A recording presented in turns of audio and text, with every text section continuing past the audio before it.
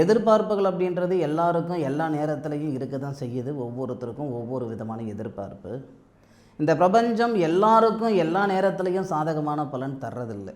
ஒவ்வொருத்தருக்கும் ஒவ்வொரு தருணத்தில் தான் ஒரு சாதகமான பலன் தரும். கன்னிராசியில் பிறந்தவங்களுக்கு சூரிய மங்கள யோகம், புதனாதித்ய யோகம், 2 யோகம் வரக்கூடிய மாதம் தானுங்க ஏப்ரல் மாதம். ஏப்ரல் மாதம் 1ஆம் தேதி பிறக்கப்படக்கூடிய தருணமே லாபஸ்தானாதிபதின்னு சொல்லக்கூடிய சந்திரன் உங்களுடைய ராசியில் ஏப்ரல் மாதம் 1ஆம் தேதி புதன்கிழமை அதிகாலை உங்கள் ராசிநாதனுடைய நாள் உத்தரம் நட்சத்திரம்னு சொல்லக்கூடிய ஐயப்பசாமி அவதரித்த நட்சத்திரம் 2வது பாதம் கன்னியா ராசி. லாபஸ்தானாதிபதின்னு சொல்லக்கூடிய சந்திரன் தன்னுடைய சுயசாரத்தில் உங்கள் ராசியில் இருக்கக்கூடிய தருணத்தில் தான் இந்த மாதம் பிறக்கப்படுது. அப்போ இந்த மாதத்தில் வரக்கூடிய கோட்சார கிரக அமைப்புகளும் நமக்கு சாதகமாக இருக்குது. ஏன்னா சந்தர்ப்ப சூழ்நிலை சாதகமாக இருந்ததுன்னா ஆண்டியாக நாம் இருந்தாலும் அரசனாக்கிட இந்த பிரபஞ்சம். அதே சந்தர்ப்ப சூழ்நிலை பாதகமாக இருந்ததுன்னா அரசனாகவே இருந்தாலும் ஆண்டியாக்கிட இந்த பிரபஞ்சம் நிறைய நம்ம பார்த்துருக்கோம், நிறைய நம்ம கேட்டிருக்கோம். கன்னிராசியில் பிறந்தவங்களுக்கு இந்த 2வது பாவகத்துக்கு அதிபதின்னு சொல்லுவோம் இல்லைங்களா, தனஸ்தானாதிபதி. தனஸ்தானத்தை தனக்காரகன் சொல்லக்கூடிய கிரகம் பார்க்கிறார். தனஸ்தானம் அப்படின்னா 2வது பாவகம் துலாம். கன்னிராசியில் பிறந்தவங்களுக்கு தனகாரகன் சொல்லக்கூடிய குரு பகவான் வக்கர நிவர்த்தி பெற்று அவருடைய சுயசாரத்தில் நம்ம ராசிக்கு 10வது பாத்தியம். நம்ம ராசிக்கு 10வது பாத்தியம்னா நம்ம ராசியாதிபதி புதனுடைய பாத்தியம் தானுங்க. அப்போது 6ஆம் தேதியிலிருந்து கன்னிராசியில் பிறந்தவங்களுக்கு ஏகப்பட்ட மாற்றங்கள் வரப்போகுதுங்க. தொழில் நிமித்தமாக, பொருளாதார நிமித்தமாக. இதுக்கு ஆதாரம் என்ன சாமி நீங்கள் சொல்கிறதுக்கு அப்படின்னா, ஆதாரம் இல்லாமல் ஒரு வார்த்தை சொன்னோம்னா அது பாவங்க. அந்த பாவம் எனக்கு வேண்டாம். உங்கள் ராசிக்கு 2வது பாவகத்துக்கு அதிபதின்னு சொல்லக்கூடிய தனஸ்தானாதிபதி சுக்கிர பகவான் உங்கள் ராசிக்கு 8வது பாவகத்தில் இருக்க, உங்கள் ராசிக்கு 2வது பாவகத்தை தனஸ்தானாதிபதியும் பார்க்கிறாரு, தனகாரகனும் பார்க்கிறாரு. அசுரகுருன்னு சொல்லக்கூடிய சுக்கிர பகவான் தன்னுடைய சுயசாரத்திலிருந்து பார்க்கும்போது பலம் அதிகமாக இருக்கும். எந்த தேதியில் அப்படின்னா 7ஆம் தேதியிலிருந்து, இந்த மார்ச் மாதம் 7ஆம் தேதியிலிருந்து 6ஆம் தேதி, மார்ச் மாதம் 6ஆம் தேதி உங்கள் ராசிநாதன் சொல்லக்கூடிய புதன் உங்கள் ராசிக்கு 7வது பாவகம் 7வது பாத்தியத்தில் சூரிய பகவானோட சேர்ந்து சூரிய மங்கள யோகமாக உங்கள் ராசியை பார்க்கிறார். தனஸ்தானாதிபதி 8வது பாத்தியத்திலிருந்து தன்னுடைய சொந்த சாரம், பரணி நட்சத்திரம்ன்றது சுக்கிர பகவானுடைய சொந்த நட்சத்திரங்க. அப்போது அந்த சுக்கிர பகவான் தனஸ்தானாதிபதியாக இருக்கக்கூடியவர் தன்னுடைய சுயசாரத்திலிருந்து உங்கள் ராசிக்கு 2வது பாவகன் சொல்லக்கூடிய தனஸ்தானத்தை பார்க்கிறார். அதே தருணத்தில் தேவகுருன்னு சொல்லக்கூடிய தனகாரகன் தொழில் பாத்தியம் உங்கள் ராசிக்கு 10வது பாத்தியம் தொழில் ஸ்தானத்தில் இருந்து உங்கள் ராசியை பார்க்கிறார். இதில் ஆச்சரியம் என்னன்னா, நான் அப்படி ஆதாரம் சொல்கிறதுனால ஐயா யார் எங்கே இருந்தால் எங்களுக்கு என்ன இருக்குது, யார் எங்கே பார்த்தா எங்களுக்கு என்ன இருக்குது, எங்களுக்கு பலன் மட்டும் சொல்லியா அப்படின்ற மாதிரி வார்த்தைகள் நிறைய பேர் சொல்கிறீங்க. ஐயா ஒரு பதிவு நம்ம கொடுக்குறோம்னா எந்த அடிப்படையில் அந்த பலனை நான் சொல்கிறேன், அந்த பதிவை கொடுக்குறேன்றதை நீங்கள் தெரிஞ்சுக்கிடணும். அதுக்காக தான் இந்த மாதிரி ஒரு எக்ஸ்பிளைன் கொடுக்குறேனுங்க. 6ஆம் தேதி நடக்கக்கூடிய ஒரு நிகழ்வு என்னன்னா, இந்த குரு பகவான் தனகாரகன் நம்ம சொல்லுவோம் இல்லைங்களா, அந்த தனகாரகனும் தொழில் ஸ்தானாதிபதி நம்ம சொல்லுவோம் இல்லைங்களா, குருவும் கிரக பரிவர்த்தனை. குரு வீட்டில் புதனும் புதனுடைய வீட்டில் குருவும் 6ஆம் தேதியிலிருந்து உங்களுக்கு 23ஆம் தேதி வரைக்கும் அற்புதமான நேரமாக இருக்கும். தொழில் நிமித்தமாக நிறைய பேர் சாதிக்க போகிறீங்க. ஏங்க இன்றைக்கி சாதித்த எல்லாருக்குமே இந்த பிரபஞ்சம் ஒரு சந்தர்ப்பம் கொடுத்துருந்துருக்கும்ல. சினிமா துறையில் சாதித்தவங்களாக இருக்கட்டும், அரசியல் துறையில் சாதித்தவங்களாக இருக்கட்டும், அரசாங்கத் துறையில் சாதித்தவங்களாக இருக்கட்டும், அயல் நாட்டில் சாதித்தவங்களாக இருக்கட்டும், எல்லாருக்கும் ஒரு சந்தர்ப்பம் அப்படின்றது வந்தால் தானே தன்னுடைய திறமையை வெளிக்காட்டியிருப்பாங்க. அந்த மாதிரியான சூழலை இந்த கன்னியா ராசியில் பிறந்த ஆணுக்கும் சரி பெண்ணுக்கும் சரி இந்த பிரபஞ்சம் தரக்கூடிய ஒரு வாய்ப்பு வர ஏப்ரல் மாதம் 6ஆம் தேதியிலிருந்து 23ஆம் தேதி வரை. இது தொழில் நிமித்தமாக சுய தொழிலோ அல்லது இருக்கிற நிறுவனத்திலேருந்து வேறு நிறுவனத்துக்கு மாறுறதோ இது உங்களுடைய சொந்த சௌகரியங்க. ஆனால் இது தொழில் நிமித்தமாக மாற்றங்கள் வரக்கூடிய நேரம் தானுங்க.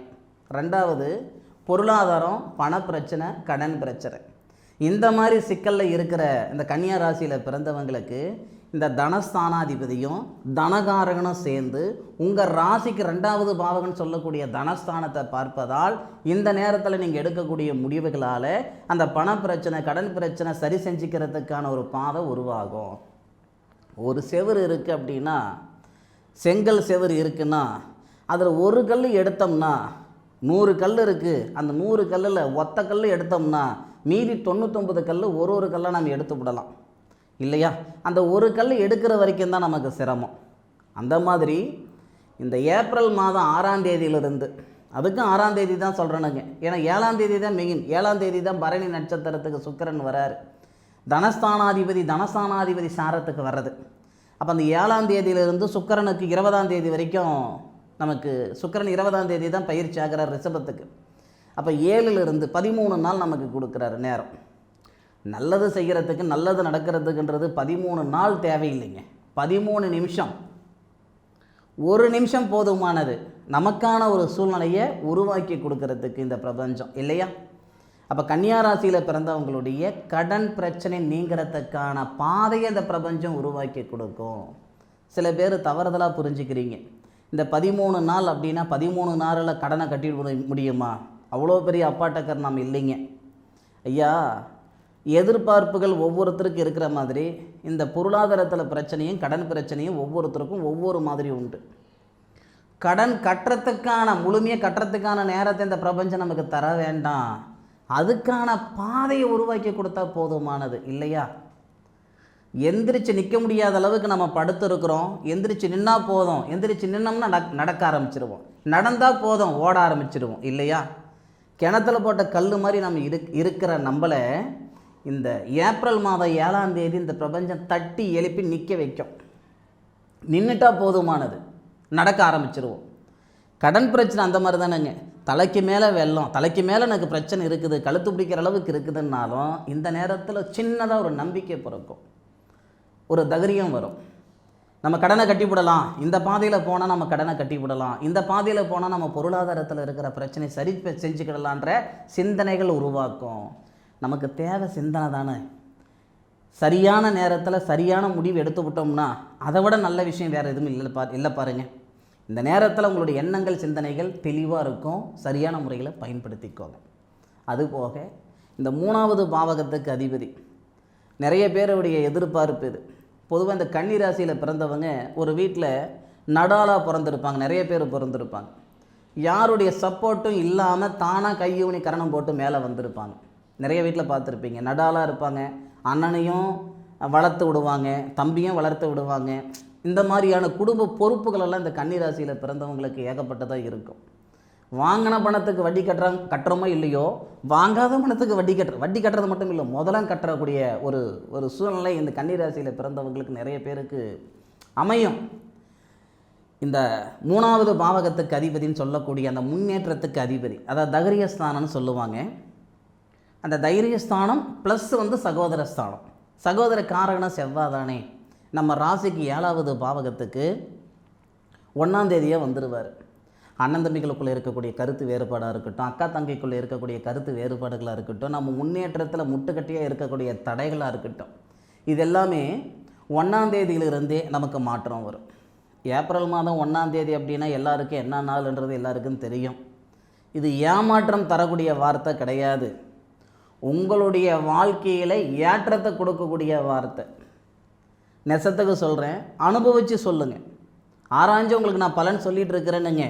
நீங்கள் எந்த ஊரில் இருக்கிறீங்க தெரியாது, எந்த நாட்டில் இருக்கிறீங்க தெரியாது இல்லையா? பார்க்கக்கூடியவங்க ஆணாக இருக்கலாம், பெண்ணாக இருக்கலாம், உங்களுடைய எதிர்பார்ப்புகள் என்ன வேணாலும் இருக்கலாம். ஆனால் இந்த நேரத்தில் உங்களுடைய முன்னேற்றத்தில் இருக்கக்கூடிய தடைகள் நீங்கக்கூடிய வாய்ப்புகளாக இருக்கும். ஆதாரம் என்ன சாமி? ஆதாரம் தராமல் இருக்க மாட்டேனுங்க. இந்த தைரியஸ்தானாதிபதினு சொல்லக்கூடிய செவ்வாய் சூரிய பகவானோட சேர்ந்து சூரிய மங்கள யோகம். என்ன ஒரு விஷயம்னா, அந்த நேரத்தில் செவ்வாய் அஸ்தமனம் ஆயிடுவார்.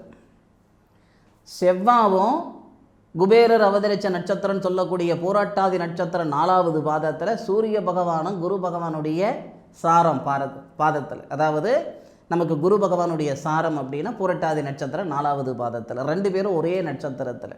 நிறைய பேருக்கு தெரியும் சூரிய பகவானோடு எந்த ஒரு கிரகமாக இருந்தாலும் 5 டிகிரிக்குள்ளார இருந்தால் அஸ்தமனமாயிடுவார். அப்போ நமக்கு செவ்வாய் 8 கிரகம் தானுங்க. 3 கிரகன்றது ஒரு புறம் இருந்தாலும் 3வது பாத்தியத்துக்கு மட்டும் அவர் கிடையாது, 8வது பாத்தியத்துக்கு அவர் தான் காரணம், அதிபதி. அப்போ 8வது பாத்தியத்துக்கு அதிபதி 12வது பாத்தியத்துக்கு அதிபதியோடு சேர்ந்து சூரிய மங்கள யோகமாக நம்ம ராசியை பார்க்கிறார். அந்த சூழல், அந்த 2 மனசு இருக்குது பாருங்கள், மனசனுக்கு காலையில் எடுக்கிற முடிவு சாயந்தரம் இல்லை சாமி, சாயந்தரம் எடுக்கிற முடிவு காலையில் இல்லை சாமி, அந்த மாதிரியான ஒரு சிந்தனைகளெல்லாம் போக்கிடும் இந்த நேரம். அந்த முன்னேற்றத்தில் இருக்கிற தடைகள் நீக்கிடும்.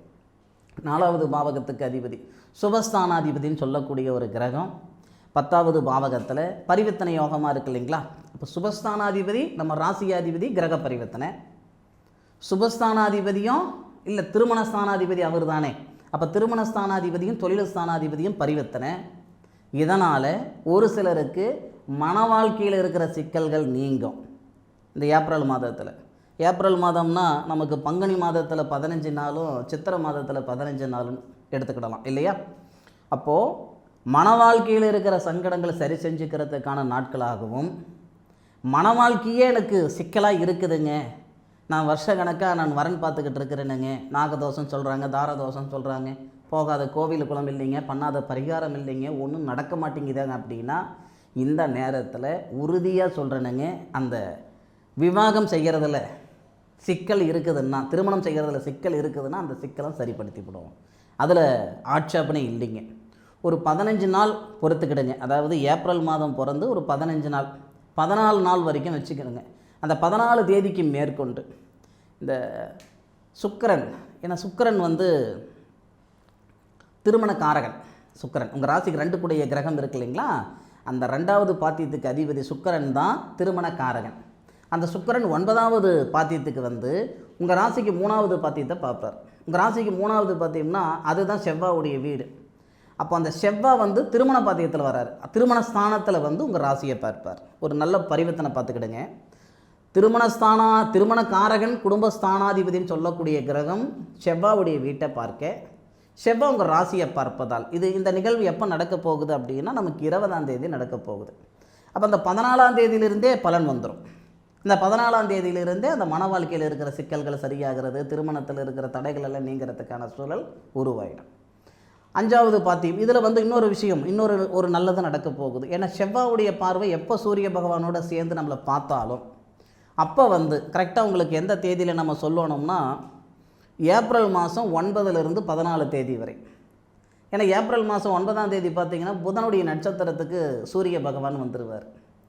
அப்போது அந்த புதனுடைய சாரம்ன்றது நமக்கு ரேவதி நட்சத்திரம், புதனுடன் சேர்றாரு சூரியன். அப்போ முழுமையாக நமக்கு அது யோகமாக ஆயிடுது. 9ஆம் தேதி 10ஆம் தேதி 11 12 13 14 6 நாள் வரும். இந்த 6 நாளில் கன்னிராசியில் பிறந்தவங்க மண்ணு மனைக்கு அட்வான்ஸு கொடுக்கறதுக்கான நேரம் வரும், முன்பணம் கட்டுறதுக்கான நேரம் வரும். வீடு வாசல் வாங்கிறதுக்கோ அல்லது உருவாக்குறதுக்கோ இது ஒரு சிறந்த ஒரு பொக்கிஷமான நேரமாக இருக்கும். நிறைய பேர் சாதிக்க போகிறீங்க. கமெண்ட்டில் சொல்லுங்கள், எனக்கு ஃபோன் பண்ணி சொல்கிறீங்க, சார் நீங்கள் சொன்ன நேரத்தில் இந்த ஒரு நிகழ்வு எனக்கு நடந்தது அப்படின்ட்டு. சந்தோஷம் தானுங்க. நீங்கள் கமெண்ட்டில் சொன்னீங்க அப்படின்னா நான் சொன்னது உறுதின்றது மற்றவங்களுக்கும் புரியும். அப்போ அதுக்கும் ஒரு நல்ல ஒரு சூழல் ஏற்படுத்தும். வரக்கூடிய ஏப்ரல் மாதத்தில் நமக்கு தமிழ் வருடம் பிறக்கப்படுது. அந்த ஒரு சூழலும் நான் மனசில் வச்சு தானுங்க இந்த பலன் உங்களுக்கு சொல்லிகிட்டு இருக்கிறேனுங்க. வரக்கூடிய ஏப்ரல் மாதத்தில் நமக்கு ஏற்றங்கள் தரக்கூடிய மாதமாக இருக்கும், ஏமாற்றத்தை தரக்கூடிய மாதமாக இருக்காது. முயற்சி செய்யுங்க, முன்னுக்கு வருவீங்க. முயற்சி மட்டும் இருந்தால் போதாதில்லை, வருஷக்கணக்காக நம்ம முயற்சி மட்டும் பண்ணுறோம். முயற்சியோட பிரபஞ்சத்துடைய அனுகிரகங்கள் இருக்கும் பொழுது தான் நம்மளால் சாதிக்க முடியும் இல்லையா. சாதிச்சுட்டு சொல்லுங்கள். மே மாதம் முதல் தொடக்கத்தில், மே மாதம் நான் பதிவு போடும்போது நான் பதிவை கொடுக்கறதுக்கு, இந்த பலன் கொடுக்கறதுக்கு நான் தகுதியானவனா இல்லை தகுதியற்றவனான்ட்டு அன்றைக்கி நீங்கள் கமெண்ட்டில் சொல்லுங்கள். ஒரு 4 பேர் இல்லை சாமி நீ சொன்னது எதுவுமே நடக்கலை அப்படின்னு 4 பேர் நீங்கள் சொன்னால் கூட சத்தியமாக சொல்கிறேனுங்க நான் பதிவே போடலை. சரியா? இதை நான் ஒரு சேலஞ்சாக சொல்கிறேனுங்க. இந்த ஏப்ரல் மாதத்தில் அனுபவித்து கன்னியா ராசியில் பிறந்தவங்க எனக்கு கமெண்ட்டில் சொல்லுங்கள். மே மாதம் ஃபஸ்ட்டு நான் வீடியோ போடும்போது சரி. அதுபோக இந்த ஏப்ரல் மாதம் வரை ஒரு மனிதனுடைய ஆயுள் கால பலன், அந்த தசா புத்தி பலன் நம்ம சொல்லுவோம் இல்லைங்களா, முழுமையான ஜாதக பலன் இந்த ஏப்ரல் மாதம் வரைக்கும் நான் செஞ்சு கொடுக்குறேனுங்க. இது காசு பணம் சம்பாதிக்கிறதுக்காக செய்யக்கூடிய வேலை இல்லை. 4 சாதகம் பார்த்தா எனக்கான காசு பணம் வந்துடும். இது உட்காந்து எழுதணும்னா ஒரு சாதகத்துக்கே 15 நாள் மெனக்கட்டு எழுதணும். இது ஒரு பேருக்காக செய்து கொடுக்கக்கூடிய ஒரு பொக்கிஷம். இது நம்ம முன்னோர்கள் எந்த விதமான பிரதிபலன் எதிர்பாராமல் செய்து கொடுத்தாங்க. ஆனால் இன்றைக்கெல்லாம் வியாபாரம் ஆகி போச்சு. இந்த பொக்கிஷம் பார்த்திங்கன்னா ஒரு மனுஷனுடைய முழுமையான ஆயுள் கால ஜாதக பலன். தேவைப்படுறவங்க பயன்படுத்திக்கோங்க. ஏப்ரல் மாதம் முழுவதும் தான் இந்த வாய்ப்பு. ஏப்ரல் மாதம் கழித்து இதை நான் செஞ்சு கொடுக்க போகிறது இல்லைங்க. ஏன்னா சாதகம் பார்க்குறதுக்கு நேரம் சரியாக இருக்குது. இந்த பதிவு கன்னியா ராசியில் பிறந்தவங்களுக்கு மிகப்பெரிய மாற்றத்தை கொடுக்குன்ற நம்பிக்கை எனக்கு இருக்குதுங்க. மீண்டும் அடுத்த ஒரு அற்புதமான தருணத்தில் கன்னியா ராசியில் பிறந்த உங்களை சந்திக்க வரை உங்களிடமிருந்து விடைபெறுவது உங்கள் வீட்டு ஜோதிட நண்பனான மா காளிதாஸ் மணிகண்டன்.